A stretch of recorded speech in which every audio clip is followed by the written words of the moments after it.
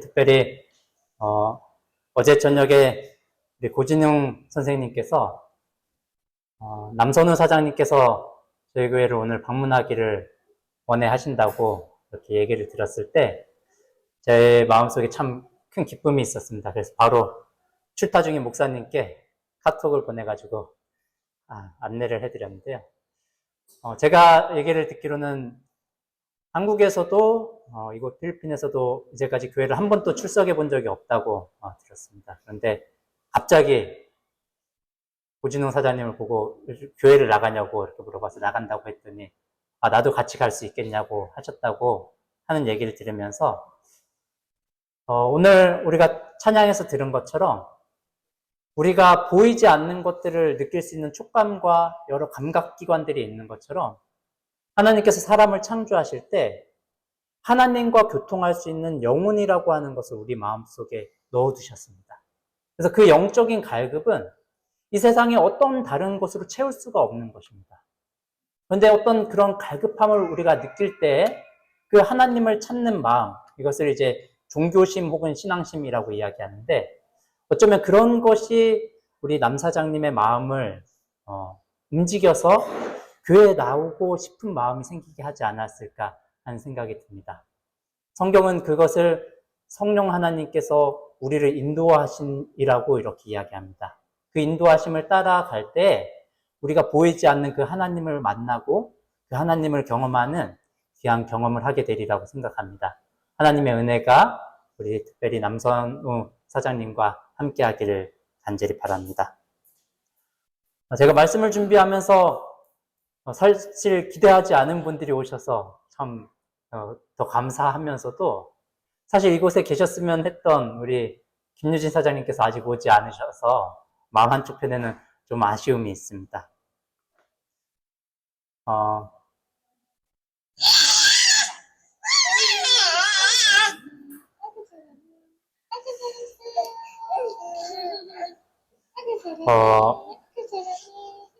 특별히 김유진 사장님께서 제 은별이를 많이 예뻐해 주시고 계신데 왼쪽은 11년 전 저희 은찬이 모습입니다. 둘이 닮은 것 같습니까? 네. 오래돼서 그런지 은별이는 은찬이랑 많이 다르다고 생각했는데 어렸을 때 사진들 그리고 행동들 이렇게 비교해 보면서 둘이 닮은 것을 보고 깜짝 놀라게 됩니다.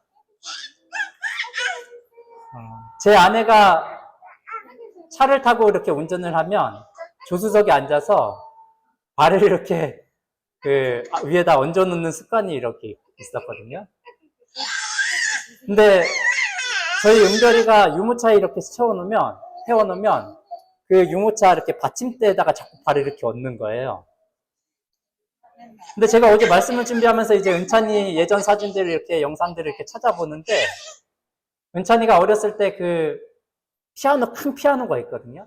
근데 그 피아노에다 발을 딱 얹어놓고 이렇게 발로 피아노를 이렇게 누워가지고 영상을 딱 발견했는데 은별이는 그렇다고 생각했는데 은찬이는 안 그랬다고 생각했는데 그 비슷한 습관, 발을 딱 어디다 얹어놓는 습관이 있는 걸 보고 얼마나 깜짝 놀랐는지 모릅니다. 창세기 1장 27절에 보면 하나님께서 사람을 창조하실 때 자기 형상, 곧 하나님의 형상대로 사람을 창조하시되 남자와 여자를 창조하셨다고 기록되어 있습니다. 우리가 자녀를 낳으면 그 자녀가 부모를 닮아요. 무엇을 닮죠?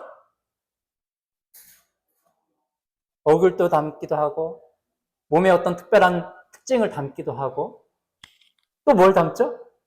성격도 닮아요. 하나님이 우리를 하나님의 형상대로 창조하실 때 무엇을 하나님을 닮게 만드셨을까요?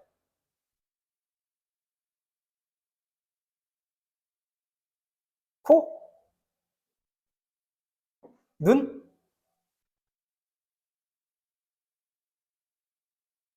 부조화 선지자라고 하는 책 45페이지에는 사람은 외모나 품성에 있어서 모두 하나님의 형상을 지니게 될 것이었다. 우리의 외관적인 모습뿐만 아니라 무엇도요? 우리의 성품, 품성, 성격도 하나님의 형상을 담도록 창조하셨다고 하는 것입니다. 그의 본성은 하나님의 뜻과 조화되었다. 그의 마음은 하나님의 일을 이해할 수 있었다고 하는 것입니다.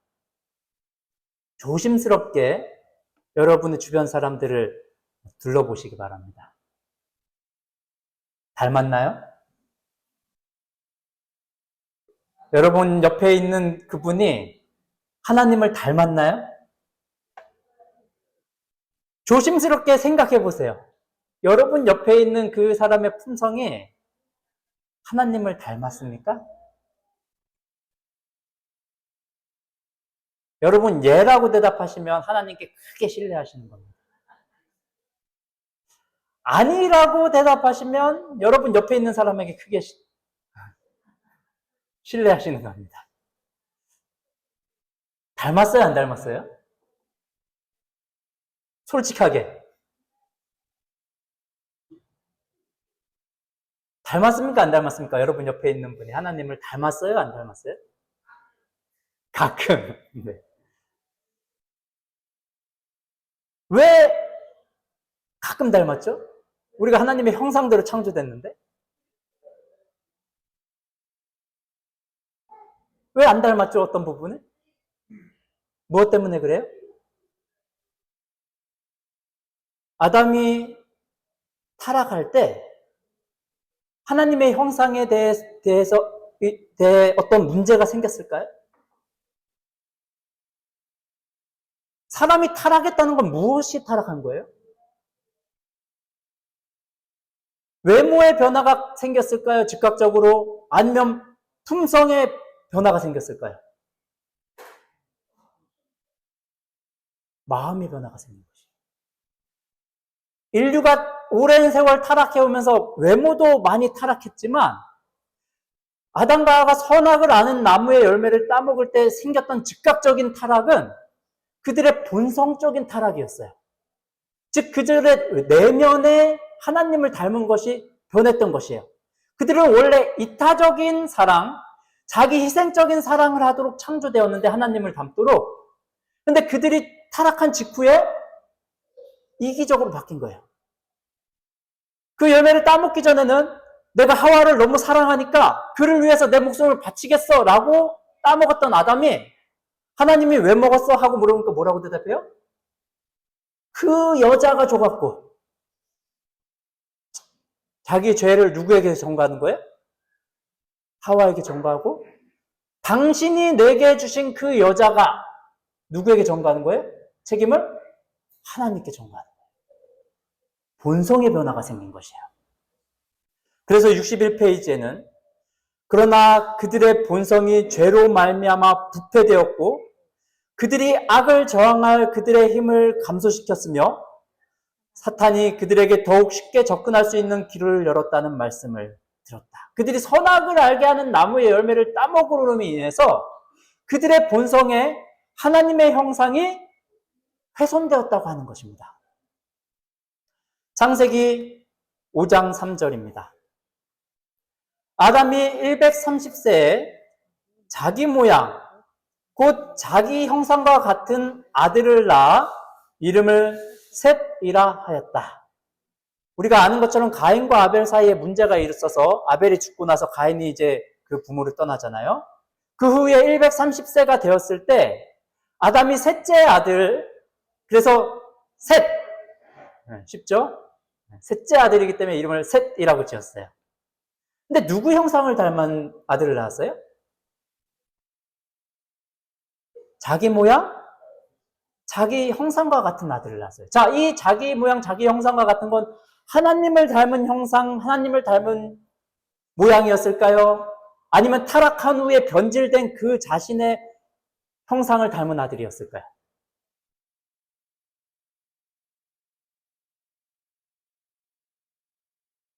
1번, 2번. 네? 2번? 그럼 외모는 어땠을까요? 외모는 많이 타락하지 않았겠죠, 그죠? 네. 아담 자체도 그가 타락했을 때 외모적으로는 크게 타락하지 않았기 때문에 외모가 아니라 무엇을 지금 우리가 중심적으로 봐야 돼요? 내모를 봐야 되는 거예요. 제가 한창 와이프랑 데이트하던 때 사진인데, 그래서 주목해서 봐야 될 것은 제 이빨 치아 구조입니다.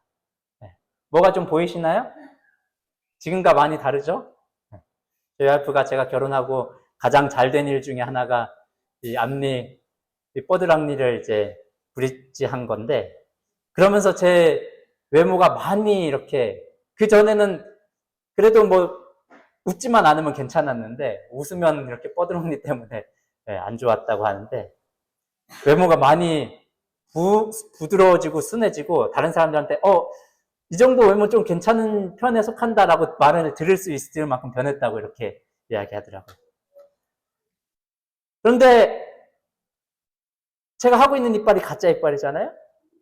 그러니까 제 아들에게 이런 비슷한 것들이 막 나타나려고 하는 거예요. 그래서 제 아들을 이제 교정하고 있는데, 저뿐만 아니라 제 와이프도 이제 이렇게 부정교합이 있거든요. 그래서 그것들이 어쩌면 그렇게 딱 자녀들에게 이렇게 유전되는지 모르겠습니다.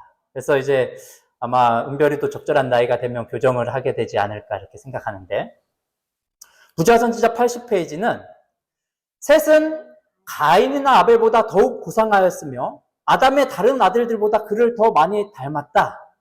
그러나 아담은 하나님의 형상을 따라 죄 없이 창조함을 입었지만 셋은 가인처럼 무엇을 물려받았다고요? 그 부모의 타락한 성질을 물려받은 것이에요. 즉 타락 전에 아담의 거룩한 품성을 물려받은 것이 아니라 타락으로 인해서 변질되고 하나님의 형상이 훼손된 그 성질을 물려받았다고 하는 거죠. 그래서 가인이 화를 참을 수 없어서 동생을 죽여버리잖아요. 근데 셋은 가인이나 아벨보다는 더 고상했지만 그도 똑같이 타락한 성질을 물려받았다고 하는 것이에요. 그럼 그 셋의 마음에 하나님의 형상이 남아있을까요? 안 남아있을까요? 타락한 아담의 후손들에게 하나님의 형상이 남아있을까요? 안 남아있을까요?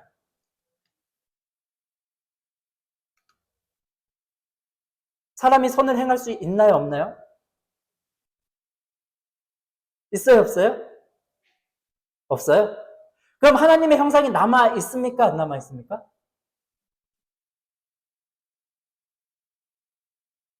하나님의 형상이 남아있어요.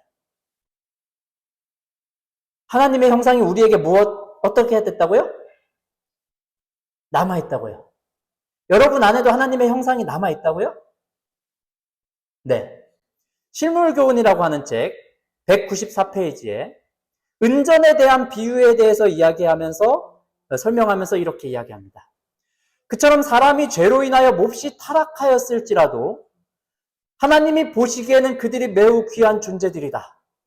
돈에 통치자의 화상과 글이 있는 것처럼 사람도 창조되던 당시에는 하나님의 형상과 성품을 지니고 있었다.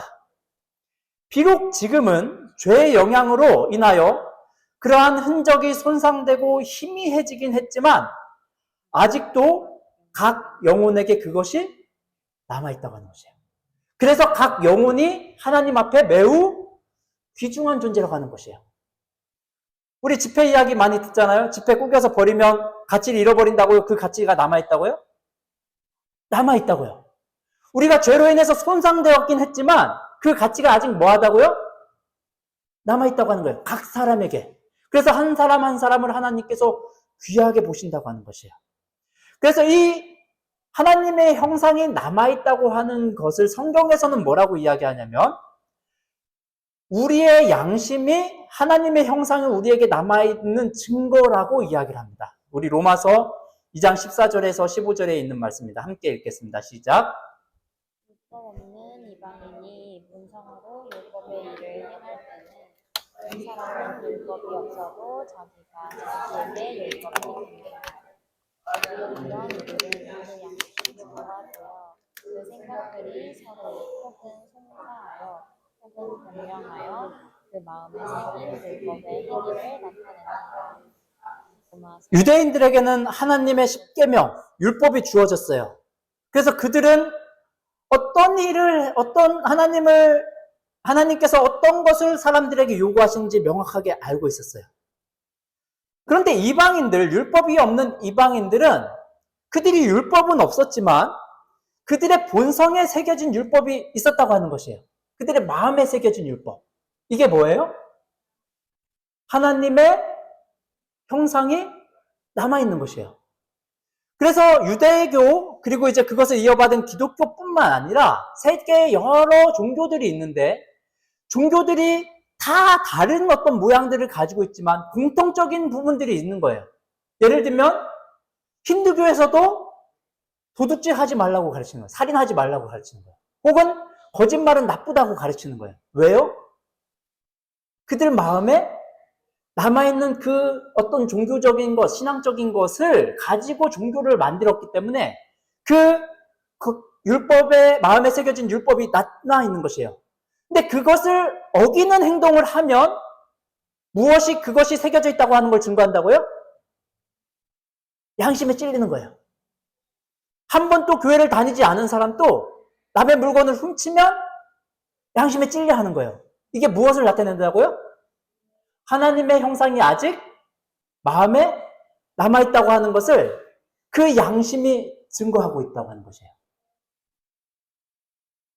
그래서 각 사람들에게 하나님의 형상이 남아있는데 어떤 사람은 그것이 퍼센테이지로 얘기해 보자면 한 26% 정도 남아있고 어떤 사람은 한 58% 남아있다고 하는 것이에요. 예를 들자면. 자, 그러면 이 퍼센테이지가 높은 사람이 선을 행할 확률이 더 높을까요? 적은 사람보다? 여러분 느끼잖아요. 똑같은 집에서 태어난 자식도 어떤 자식은 조금 더 순종적인데 어떤 자식은 조금 말 안 듣는 자식이 있고, 네? 쌍둥이, 똑같은 일란성 쌍둥이여도 성격이 조금씩 다르잖아요. 그러면 그 하나님의 형상이 좀 덜 손상된 유전자를 받은 사람이 더 선을 행할 확률이 높을까요?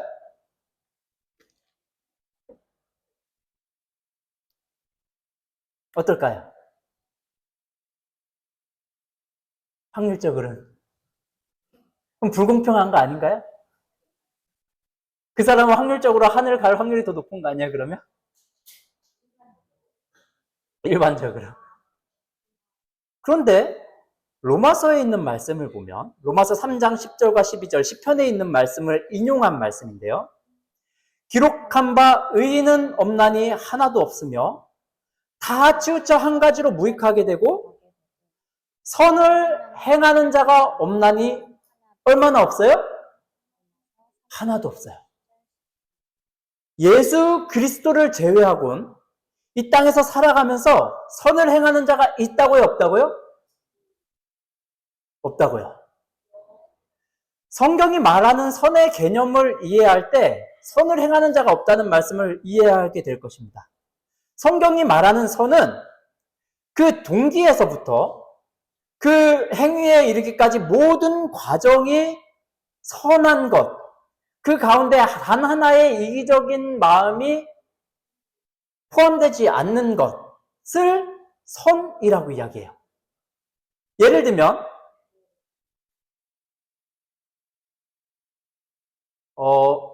기업들이 기부를 많이 하잖아요.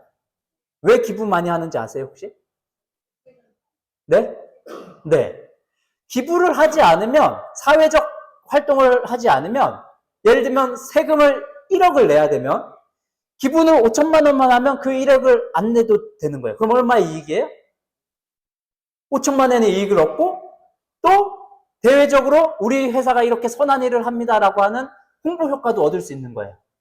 그러니까 그들이 선을 행하는 것, 기부를 하는 것은 동기가 순수한 목적에서 하는 거예요? 아니면 이기적인 목적에서 하는 거예요? 네, 영리적인 목적을 위해서 하는 거예요. 그 회사의 목적을 위해서 하는 거예요.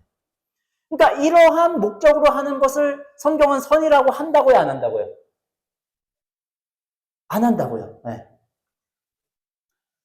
로마서 8장 7절에 육신의 생각은 하나님과 원수가 되나니 이는 하나님의 법에 굴복지 아니할 뿐 아니라 할 수도 없습니다. 우리의 본성적인 생각은 이기적인 마음을 가지고 태어나요. 모든 사람이. 그런데 하나님은 이타적인 분이세요. 하나님의 율법은 이타적인 율법이고 자희생적인 율법이에요. 그분의 생애가 예수님을 통해서 나타난 하나님의 품성이 이타적이고 남을 돕는 생애였다고 하는 거예요. 자기를 희생하는 생애였다고 하는 거예요. 그런데 육신의 생각은 누구와 원수가 돼요? 하나님과 원수가 되기 때문에 하나님의 법에 굴복치 않아요. 굴복하려고 하지 않아요. 그런데 혹시 굴복하려고 해도 할 수 있다고요? 없다고요? 없다고요. 그 이유는 우리가 죄의 종, 곧 사탄의 종이 되었기 때문에 우리가 아무리 하려고 해도 우리 힘으로 사탄을 이길 수 없기 때문에 할 수 없다고 하는 것입니다.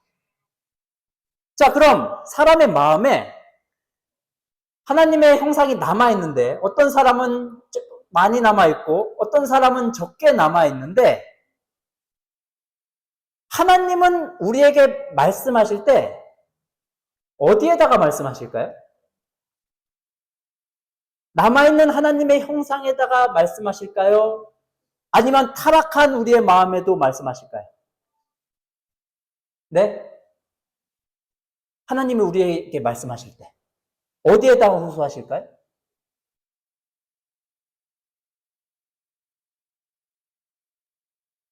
둘 다.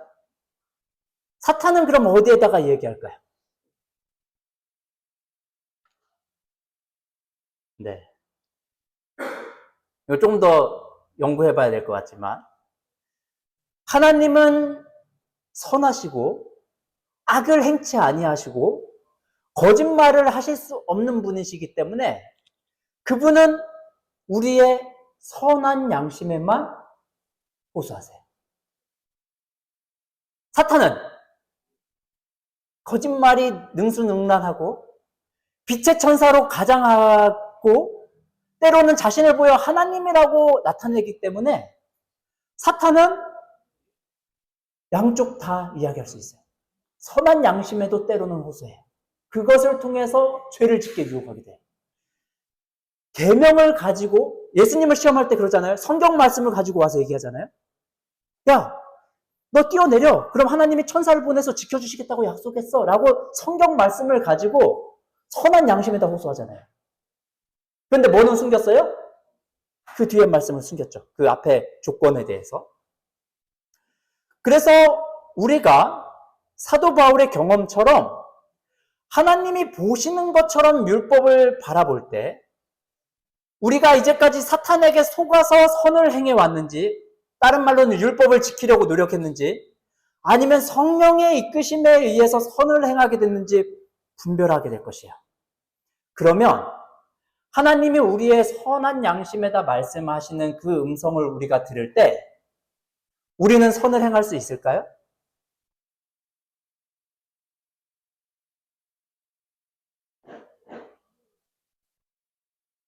하나님이 우리의 선한 양심에 말씀하세요. 살인하면 안 돼. 간음하면 안 돼. 거짓말하면 안 돼. 라고 우리의 선한 양심에 하나님께서 성령을 통해서 말씀하시는 음성을 우리가 들으면 우리가 선을 행할 수 있을까요?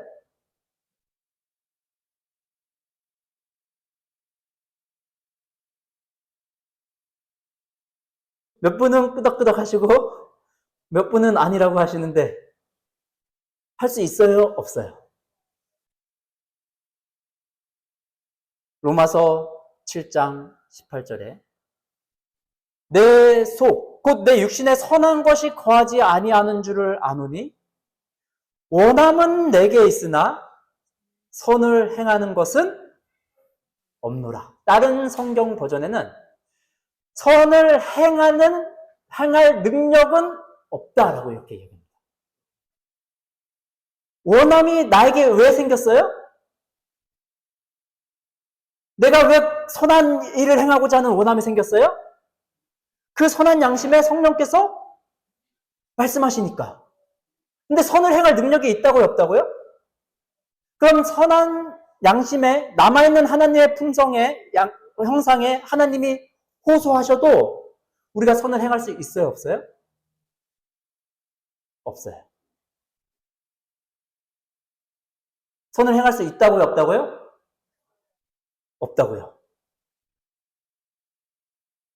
우리의 육신에는 선한 것이 거하지 않아요. 선을 행할 수 있는 능력이 없어요. 인간적으로 도덕적인 눈으로 봐서가 아니고 하나님의 말씀에 비추어 볼 때 우리는 선을 행할 수 없어요. 그래서 우리에게 반드시 필요로 되는 것이 뭐냐면 육으로 난 것이 아닌 영으로 나는 것, 즉 거듭남의 경험이 반드시 필요하다고 하는 것입니다. 요한복음 3장 6절에서 7절에 육으로 난 것은 육이요 성령으로 난 것은 영이니 내가 너에게 다시 태어나야겠다 하겠다 하는 말을 기이하게 여기지 말라고 하는 것입니다. 그럼 어떠할 때 거듭나게 되는가? 사도행적이라고 하는 책 520페이지에는 진리가 생애 속에 항구적으로 거하는 원칙이 될 때 영혼은 거듭난다. 이 거듭남은 그리스도를 하나님의 말씀으로 받아들인 결과이다. 성령에 의하여 거룩한 진리가 마음에 명각될 때 새로운 생각이 일깨워지고 지금까지 잠자고 있던 힘들, 이게 무슨 힘이에요? 우리 안에 남아있던 하나님의 형상이 외부에서 들어온 그리스도의 능력과 딱 결합해서 새로운 생각이 딱 일깨워질 때 분기되어서 하나님과 협력하여 선을 이루게 하는 것이에요. 이 경험이 그리스도인 생애에 반드시 경험되어져야 할 경험이라고 하는 것입니다. 이것을 조금 쉽게 이해하기 위해서 예를 들면 뭐예요 이게? 달걀. 달걀이 다 같은 달걀일까요? 아니면 조금 뭔가 다를까요? 네.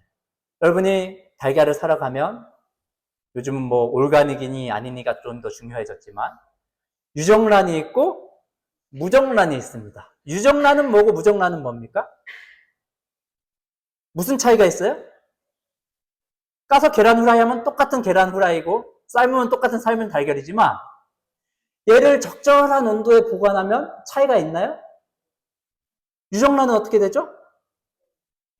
부화해서 병아리가 껴나요. 무정란은 무슨 차이죠? 씨가 있냐 없냐. 이거 자체는 닭의 난자예요. 그래서 그 닭의 생명에 필요한 모든 유전적 정보가 그 안에 들어있어요. 그런데 그것만으로는 생명이 탄생해요, 안 해요? 안 해요. 반드시 뭐가 들어가야 돼요?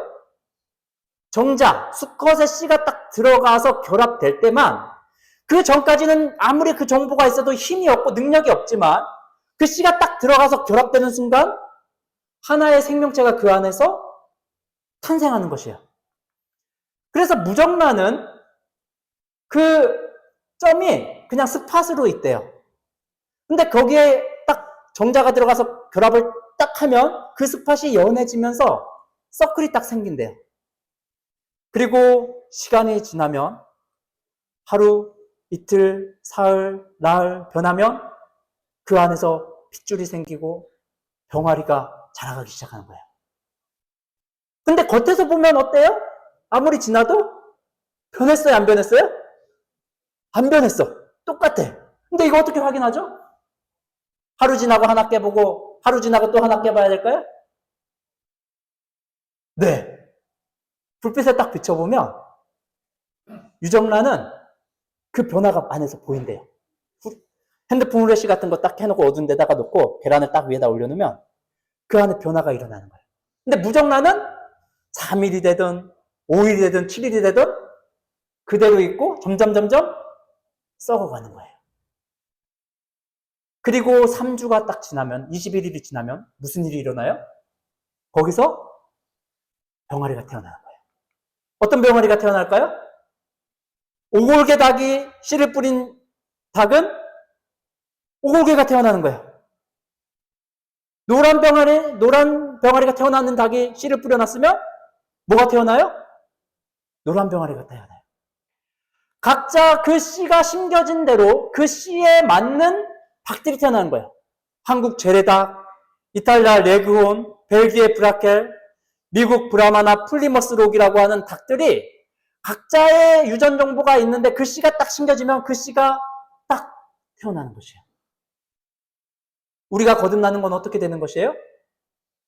하나님의 말씀의 씨가 우리 안에 있는 남아있는 하나님의 형상 속에 딱 뿌려지면 그것이 그 안에서 싹이 나서 식물로 비유했을 땐 싹이 나서 열매를 맺고 동물로 비유했을 때는 그 안에서 변화가 일어나서 살아있는 생명체가 태어나는 것이에요. 그래서 베드로전서 1장 23절에는 너희가 거듭난 것이 썩어질 씨로 된 것이 아니요 썩지 아니할 씨로 된 것이니 그 씨는 무엇이에요? 하나님의 살아있고 항상 있는 말씀으로 되었다. 즉 성령의 감동으로 인해서 우리의 마음속에 그 씨가 심겨질 때 그 씨가 우리를 거듭나게 해서 새로운 생애를 살 수 있는 능력을, 생명력을 준다고 하는 것입니다. 그래서 이것을 천국 씨 뿌리는 비유에서는 그 씨가 뿌려져서 열매가 맺히는 것으로 비유했어요. 망고 씨를 뿌리면 망고 나무가 자라고 적절한 기간이 지나고 나면 꽃이 피고 열매가 맺혀요. 파인애플을 심으면 적절한 기간에 파인애플이 맺혀요. 그럼 씨가 언제 심겨졌는지에 따라서 적절한 기간이 지나고 나면 열매를 기대할 수 있을까요? 그렇죠? 우리의 마음에 하나님의 말씀의 씨가 언제 심겨졌는지 여러분 알아요? 몰라요? 우린 잘 모르죠. 그런데 하나님은 아실까요? 씨를 뿌리신 하나님은 아실까요? 아시죠? 그러면 적절한 때가 되면 열매를 맺을 걸 하나님은 뭐 하시는 것이에요? 알고 계시고 기대하고 계시다고 하는 것이에요.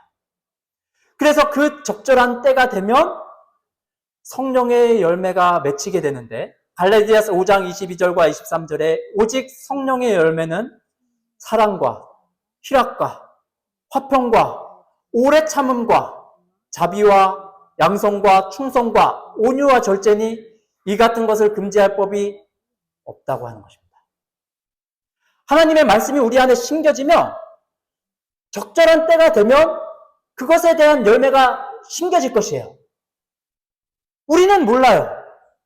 다만 우리는 하나님을 신뢰하고 적절한 때에 하나님께서 정하신 때에 우리에게 필요한 씨를 심으시고 지금 나는 화가 참아지지 않아. 이것 때문에 싸우는데 하나님이 보실 땐 다른 뭐가 더 심각할 수도 있는 것이에요. 하나님은 그 말씀의 씨를 우리에게는 심어놓으셨을 수도 있는 거예요. 적절한 때가 되면 내가 화 참는 거는 아직 해결 안 됐다고 생각되는데 적절한 때에 어떤 계기를 통해서 그것이 열매를 딱 맺으면 충성의 씨가 갑자기 딱 열매를 맺혀서 내가 하나님께 충성해야지. 이렇게 살면 안 되겠어. 내가 이제 삶을 바꿔야겠어. 하고 결심하게 되는 어떤 열매가 맺혀진다고 하는 것이에요. 그게 언제인지는 모르지만 씨가 심겨지면 이것을 금지할 수 있는 방법이 있다고요? 없다고요? 없다고요. 그럼 우리가 해야 할 최선의 일은 하나님의 말씀을 읽을 때, 말씀을 들을 때 어떻게 하면 그 말씀이 성령에 의해서 내 마음속에 심겨질 것인가에 대해서 집중해야 하는 것이에요. 그리고 이것을 통해서 맺혀진 그 열매를 하나님이 귀하게 보시는 것이에요. 그것을 하나님은 선을 행했다라고 말씀하시는 거예요. 그러면 성경에 나오는 인물들이 선을 행할 때는 그들이 이런 경험들을 했을까요? 아니면 그들의 본성적인 선함을 가지고 선을 행했을까요?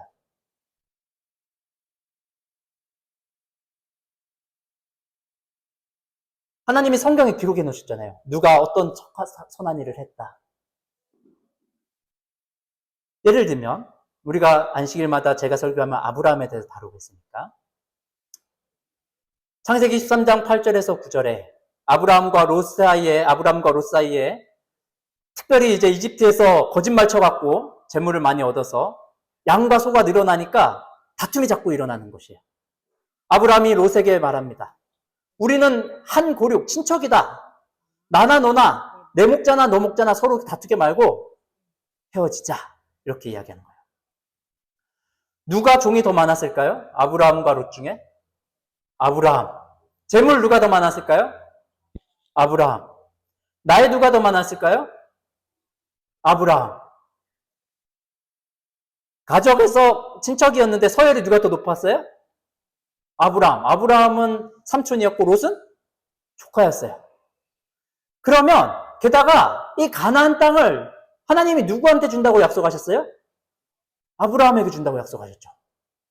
그러면 이 어떤 것을 고려해도 누가 먼저 땅을 선택해야 돼요? 아브라함이. 부자전자 132페이지에 아브라함은 나이로나 친족 간의 촌수로나 재산으로나 지위에서 롯보다 윗사람이었다. 그러나 화목을 유지하기 위한 계획을 그가 먼저 제안하였다. 어떻게 제안했어요? 온 땅이 너 앞에 있지 않냐? 우리 헤어져야 돼. 그런데 선택권을 누구에게 먼저 줄게? 너에게 먼저 줄게. 아브라함은 태어날 때부터 마음이 너그럽게 태어났죠? 그는 한 89% 정도 하나님의 형상을 가지고 태어났죠, 그죠? 그래서 인자함을 베풀어서 하나님이 이걸 기록해 놓으셨죠? 아니요. 만약에 그랬으면 이것이 선한 일이었다고 하나님이 기록하지 않으셨을 거예요. 그럼 하나님이 이것을 선한 행위였다고 기록했다고 하는 것은 그가 왜 이런 일을 했다고 하는 것이에요? 성령에 의해서 하나님의 말씀이 그 안에 심겨지고 몇 %였는지 모르지만 그 안에 남아있던 하나님의 형상이 거듭남을 경험한 것이에요. 그리고 그것이 그의 생애 가운데 드러났을 때 손님 접대하는 것, 그 다음에 여기서 자기의 이타적인 정신을 드러내는 것, 이 모든 과정은 그의 본성의 선함을 이야기하는 것이 아니라 거듭남을 경험한 그것을 이야기하는 것이에요. 이 경험을 우리의 삶 속에서 해야 한다고 하는 것입니다. 부자전자 132페이지에는 이것이 하나님으로부터 온 정신이라고 하는 것을 확실하게 나타냅니다. 비록 하나님께서 친히 온 땅을 그에게 주셨음에도 불구하고 그는 공손히 이 권리를 양보하였다. 여기에 아브라함의 고상하고 이타적인 정신이 나타나 있다. 133페이지에 한결같은 예절, 곧 남이 우리에게 해주기를 바라는 대로 남에게 해주고자 하는 정신, 즉 황금률의 정신, 자원하는 마음의 개발은 인생의 불행을 절반으로 근절시킬 것이다. 자아 존대의 정신, 이기적인 정신은 사탄으로부터 온 정신이다. 그러나 그리스도의 사랑을 품은 마음은 자기 자신의 이익을 구하지 않는 사랑을 소유할 것이다. 아브라함이 왜 롯에게 땅 선택권을 먼저 양보했어요? 그가 무엇을 마음에 품었기 때문에? 그리스도의 사랑을 마음에 품었기 때문에. 성령을 통해서 예수 그리스도를 하나님의 살아있는 말씀으로 받아들였을 때 그의 생애에 거듭남을 경험한 것이에요. 그리고 그것이 그의 생애에 나타났을 때 하나님은 아브라함을 들어서 믿음의 조상이라고 우리에게 말씀하고 있다고 하는 것입니다.